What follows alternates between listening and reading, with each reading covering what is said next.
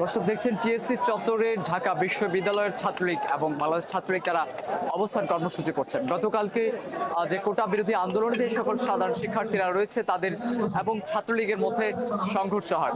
সেই সংঘর্ষের পর থেকে আজকে আমরা দেখছি ছাত্রলীগ একটি কর্মসূচি দিয়েছিল। ছাত্রলীগ কর্মসূচিতে আজকে অংশগ্রহণ করেন বাংলাদেশ ছাত্রলীগের সভাপতি এবং বাংলাদেশ ছাত্রলীগের সাধারণ সম্পাদক সহ বাংলাদেশ ছাত্রলীগের ঢাকা দক্ষিণ সিটি এবং উত্তর সিটি কর্পোরেশনের যে ছাত্রলীগের নেতাকর্মীরা রয়েছে তারা। দর্শক আজকে সারা বাংলাদেশে কোটা বিরোধী যে আন্দোলনকারীরা রয়েছে তারা অলরেডি চিটাগং রোডে আমরা দেখছি যে চিটাগং রোড সেখানটিতে তারা কিন্তু ভাঙচুর করেছিলেন এবং অন্যদিকে সায়েন্স ল্যাবে কিন্তু কোটা বিরোধী আন্দোলনকারীরা তারা অবস্থান করছেন।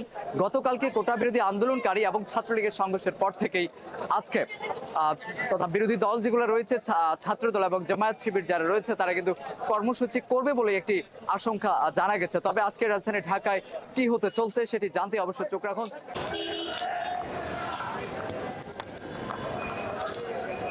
উফ